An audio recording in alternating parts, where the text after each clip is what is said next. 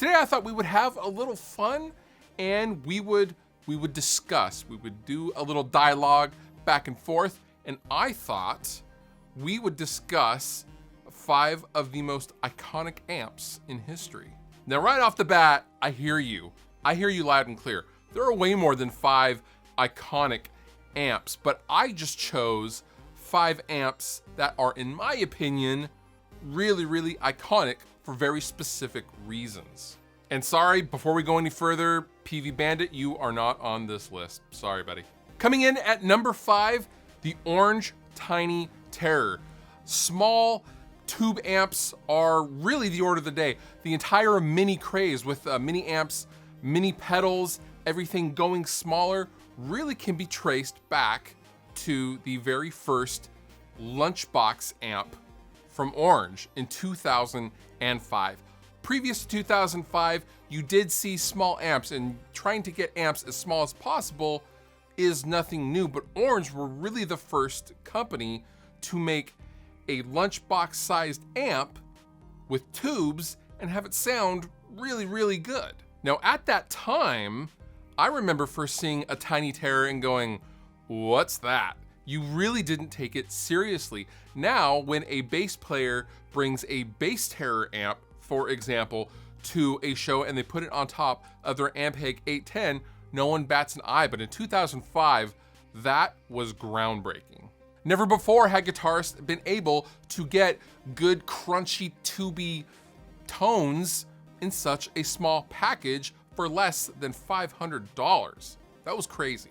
Number 4, the Line 6 Spider Combo Series. Now I know what you're saying. Some of my favorite memes are Line 6 Spider memes, bro. Yes, that may be true now for a lot of you guys, but back in 2004, Line 6 was the fractal audio of the time. They were the cutting edge technology company in the music industry. So when the Line 6 Spider series came out initially in 2004, that was some groundbreaking stuff, man. Previous to 2004, you did have, like, for example, the original Line 6 Axis combo, which was the first software-based modeling amplifier that you could buy, but it was very, very expensive. And the Spider really took the best things from that initial offering and boiled it down into a simple, affordable package for entry-level guitarists to get their feet wet in the world of modeling and digital effects. And when you also add in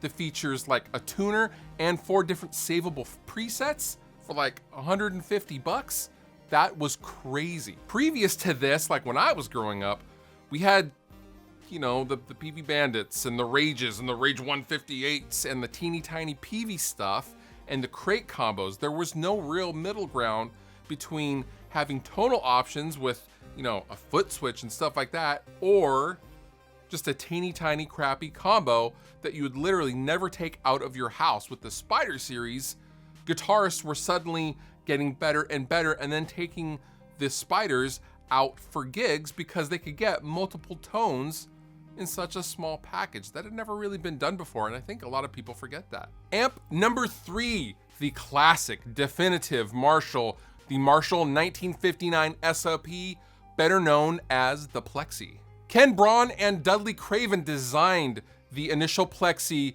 for Marshall in response to Pete Townsend from The Who wanting more power. He wanted more volume. He wanted to be able to take people's heads off with the strum of a power chord.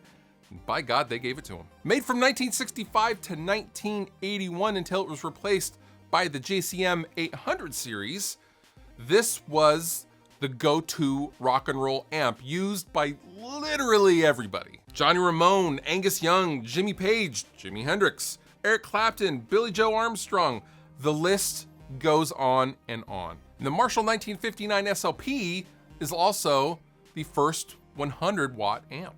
The Plexi is also notable as one of the very first amps to actually be a platform for modifications. And I'm not talking about modifications of the external kind. For example, guitarists always wanted more distortion back in the day, and on the Kinks' You Really Got Me, it's widely known that Dave Davies took a knife and kind of shredded the speakers a little bit and poked holes in the speakers, and then you would unseat tubes halfway to get more crossover distortion and things like that. That's not what I'm talking about. What I'm talking about is guitarists taking their amplifier to an electronics house, an electrician who knew about amps, and were having them physically changed internally to get them to sound how they wanted them to sound. The Marshall Plexi was the first platform of an amplifier that guitarists really were taking into specialists and having them internally modified to sound how they wanted to sound. Hence, you see all sorts of mods called the Jose mod. Well, Jose Arredondo, I hope I'm pronouncing that last name correctly. I'm probably not though. He was famously plugged by Eddie Van Halen when Eddie was asked back in the day, how do you get your amplifier sound? And thus we have amp modding, which we will get to in a second. I'm not done with that subject, but in the 70s, this was a whole new thing to take your amplifier and have a master volume added and things like that, because a lot of people forget the original Marshall Plexis did not have a master volume. So it was just as loud. It was just loud. It was just crazy loud.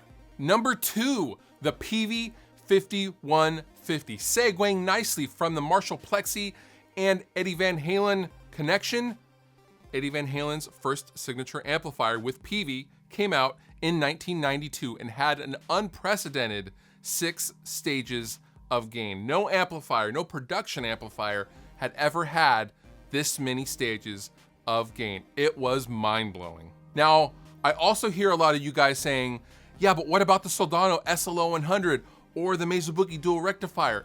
Yes, those are iconic amps as well, but as I will point out, the Soldano SLO 100, when it debuted in 1987, was over $3,000.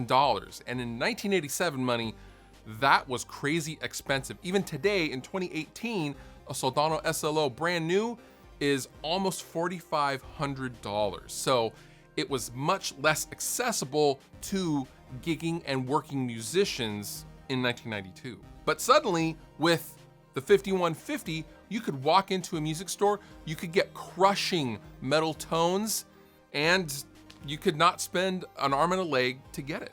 And you also didn't have to have your amplifier modded to get all that gain. It was out of the box modded sounding for all intents and purposes. One of my first experiences after I started playing guitar in 1994 was walking into a music store and seeing a crowd of people around a 5150 combo, and people were literally waiting in line just to try that amplifier. It's easy to take for granted today how revolutionary the 5150 really was. And when you include its complete overhaul of metal music as we know it today, I think it's deservedly so called an iconic amp, because metal music before 1992 did not sound as heavy as it did post 5150. That is a fact.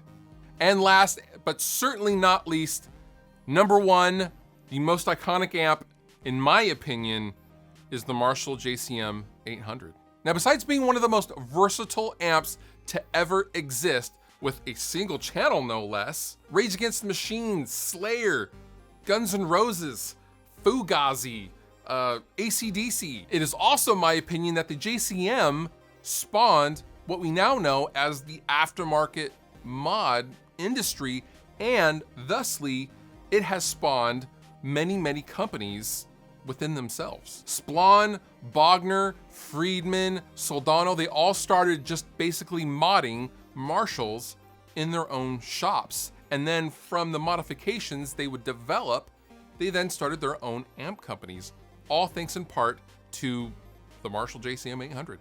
Social Distortions, Between Heaven and Hell, Alice in Chains' Facelift, and Jane's Addiction, Ritual, D-Lo, Habitual are all literally using the same amp, which is called a Snorkeler, which was a Bogner modified JCM 800. How's that? JCM 800 was also the sound of hair metal in the 80s, and that itself has spawned so many guitar players and bands in the years to follow that I think it can all be traced back to the JCM 800, which is, in my opinion, the most iconic amplifier to probably ever exist. It's pedal friendly, it takes overdrives, it's helped shape the overdrive pedal industry. I could go on and on and on, but what cannot be argued is that the JCM 800 is an incredibly iconic amp. I hope you learned a little something, and I hope you had some fun. I certainly had some fun putting together this list. And yeah, if you have your own list of iconic amps, leave them down below in the comments. Maybe we'll do a second video because I don't know, I like making these kinds of things. It's cool to just kick it and hang out a little bit and talk amps. All the links down below in the description. You've been wonderful. I've been Fluff. Thank you so much for watching, and I will see you next time.